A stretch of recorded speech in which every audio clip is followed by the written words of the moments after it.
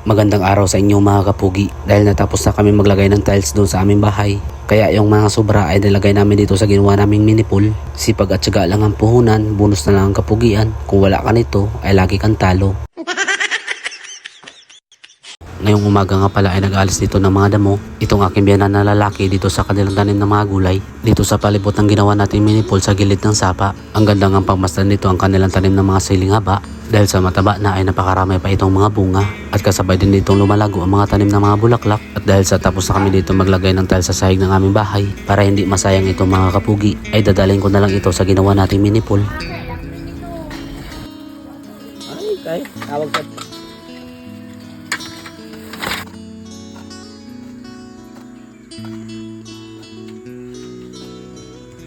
Nakarang araw ay bumuhos dito ang malakas na ulan, kaya medyo malabo dito ang tubig sa loob ng ating mini pool. At kanina ko lang din ito na-drain ang tubig at kumuha na muna ako ng isang sakong semento doon sa bahay. Buti na lang ay may natira pang nakasakong mga buhangin, kaya isa-isa ko itong hinakot sa gilid ng sapa.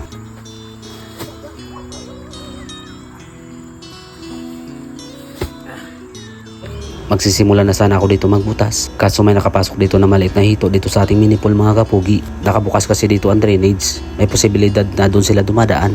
Ang purpose na paglalagay ko ng butas dito sa sahig, dahil dito ko ipapatong ang water pump mga kapugi. Noong una ay medyo maliit nga ang ginamit ko na itong bakal na pambutas. Sinabihan nga pala ako dito ng aking biyanan na binaba niya na pala ang piko mula doon sa itaas ng bundok, kaya kinuha ko kagad doon sa kanilang bahay. Habang nagbubutas nga ako ay hindi ko makita ang binubungkal ko doon sa ilalim dahil sa lumalabo dito ang tubig kapag pinupukpok ko ito ng piko. Kaya ginamitan ko na ito ng water pump para maalis ang natirang tubig. At habang nag-aantay ay umakyat na muna ako dito sa itaas para maipakita ko sa inyo yung iba't ibang klaseng mga tanim ng aking biyanan. At nung medyo kumunti ng tubig dito sa loob ay sinimulan ko na ulit ang pagbutas dito sa sahig. Hindi naman gaano malalim ang paglagay ko dito ng butas mga kapugi. Yung sakto lang na mailagay ang water pump at para ma-level ang tubig na sakto lang na hindi makasagabal sa paglagay natin dito ng tiles. Kahit na kasi na may flooring na ito na simento ay marami pa rin dito na umagos na bukal. Binalutan ko na muna dito ng tila ang water pump para hindi sumama yung mga maliliit na bato at buhangin na maging sanay sa pagbara dito sa loob ng ating water pump. Habang kumukunti nga dito ang tubig ay inaalis ko na din dito yung mga lumot na namumuo dito sa bawat gilid. At kapag hindi nakababad sa tubig itong aking water pump mga kapugi ay umiin kagad itong kanyang makina. Kung nakikita nyo ay nagkakaroon kagad ito ng uso kapag sinasabuyan ng tubig. Ang ginawa ko dito para hindi ma-overheat ay naglagay ako ng hose doon sa may source ng tubig at ipinato itong dulo ng hose sa itaas ng water pump para kahit na umandar ito ay mababasa at hindi umiinit itong kanyang katawan. Yan, para diba? Yan, tingnan nyo naman mga kapugi, oh. Malakas pa rin ng tubig. Yan, pwede na tayo maglagay ng tiles habang nakaganyan siya.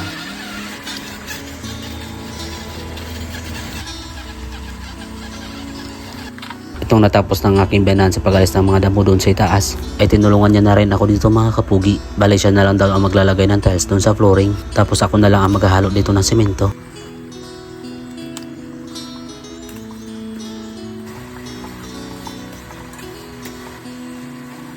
Ang ginamit pala namin dito mga tiles mga kapugi ay iba-iba ang mga kulay. May madulas at may magaspang. Dahil yung mga pinagkuhanan namin ito, yung iba ay galing doon sa pinagawaan ng CR. Tapos yung iba ay hindi ito galing sa aking bahay. Hiningi ko ito sa aking kapitbahay na bayaw ko lang din. Kaso hindi pa rin ito kakasya sa flooring na ating mini pool mga kapugi. Kaya kung saan lang aabot itong aming nilagay na basag ng mga tiles, ay doon na lang muna namin ito ititigil. At para maiwasan na masugatan dito ang aming paa kapag natuyo na ito, ay lalagyan pa namin ng puro na semento ang bawat kanto. Sa ngayon ay nilalatag lang muna dito ng aking biyanan. Maidikit at maipantay lang ito ng maayos.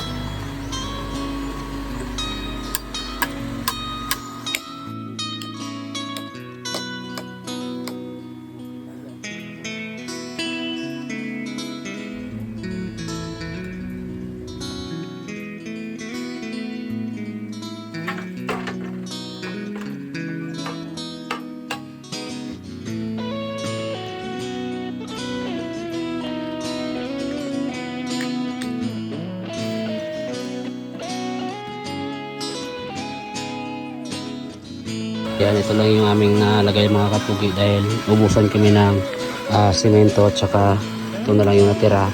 Bali, ang gagawin muna namin dito ay papatuyuin lang muna para may papatungan tayo. Kaya ang gagawin natin, papatigasin muna natin to para dito kami magpapatong pag maglalagay na kami dyan ng tiles. magdadagdag na lang kami bukas katulad ng ganyung size niya mga kapugi. Mahirap talaga pagka yung pinaglalagyan ng tiles ay matubig. Katulad dito malakas yung agos ng bukal. Tapos pagka siguro kung matigas na, lalagyan niya lang namin ulit ng puro yung bawat bawat kanto o gilid, yung guhit niya mga kapugi. Hayaan lang muna namin yan nakaganyan kasi nakaraning water naman yan, hindi naman yan mag-overheat. Hayaan muna namin hanggang sa matuyo itong nilagay naming tiles dito. Magandang araw sa inyo mga kapugi. Ipinagpatuloy namin ang aking biyanan ang paglagay ng tiles dito sa ginawa nating mini pool. Kahit hindi maganda ang kinalabasan ay tinapos pa din namin. Sipag at syaga lang ang puhunan, bonus na lang ang kapugian. Kung wala ka nito ay lagi kang talo. Pagpunta namin dito kinabukasan, sinubukan ko na kagad patungan itong nailagay namin na tiles kahapon para malaman kung matigas na ang semento. Kahit na nakababal ito buong gabi sa tubig, okay naman yung pagkakalatag at wala masyadong may nakausli at maganda din ang pagkakakapit ng tiles mga kapugi. Habang binabawasan ko nga dito ng tubig, ay inalis ko rin yung mga tumigas na semento na nakakapit dito si taas ng tiles. At nung napansin namin na medyo mataas dito ang area sa gilid, kaya binawasan na muna namin dito ng kaunti.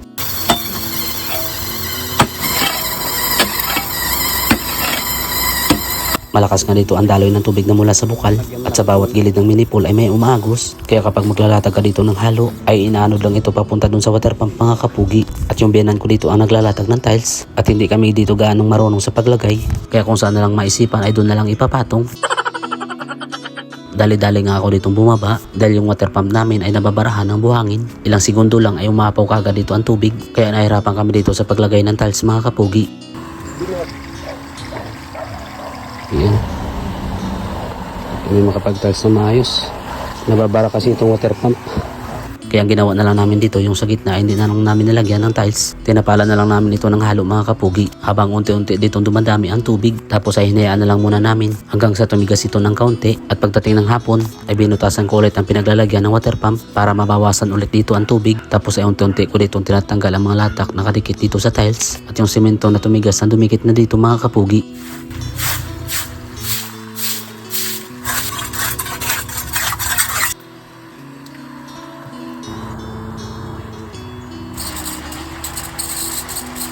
At nung medyo kumunti na dito ang tubig, ay kumuha na ako dito ng puro na semento para mailapat dito sa tiles na may matalim na kanto. Buti na lang kahit basa ay dumidikit pa rin dito ang semento. At yung may mga malalim na area ay tinapalan ko na din para siguradong hindi masusugatan dito ang ating paa mga kapugi.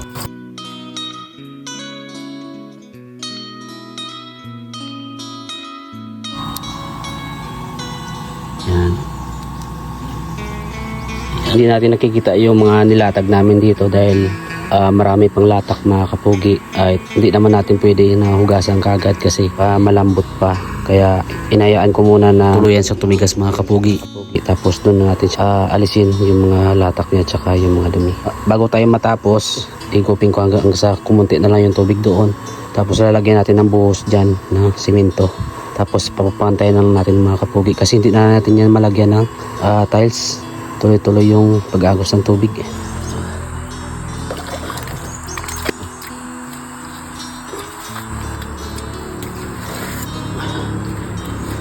Mabuhos yung tubig eh.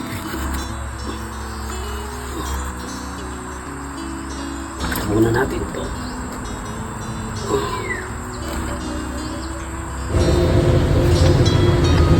Pagdating ulit kinaumagahan ay kagad ko ito pinuntahan. Dito ay medyo matigas na ang inilagay natin na semento. Kaya ang gagawin ko na lang dito mga kapugi ay alisin itong mga latak at yung mga sobrang buhangin para makita na yung inilatag na tiles dito sa ilalim.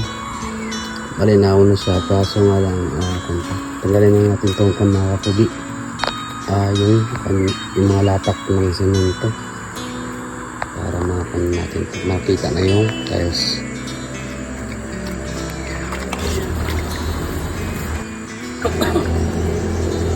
Bali pinakaramdaman ko na muna ng aking paa kung matigas na yung inilapat natin dito na semento. At habang unti-unti ditong nababawasan ng tubig ay kinukuskus ko na itong tiles gamit itong sponge. Dinadahan-dahan ko lang sa pagkakadiin dahil yung ibang area ay medyo malambot pa mga kapugi.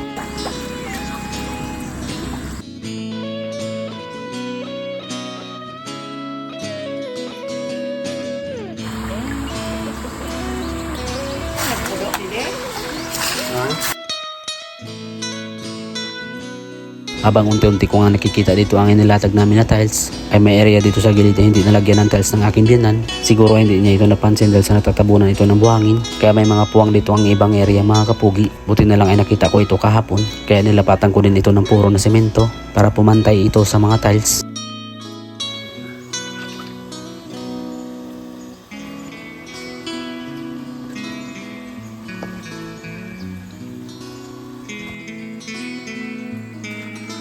Nilagyan ko na muna ng bato dahil sa malambot pa dito ang semento.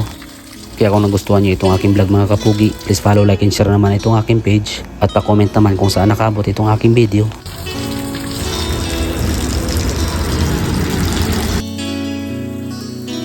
Sa mga nakaabot sa dulo ng aking video, maraming salamat at God bless sa inyong lahat.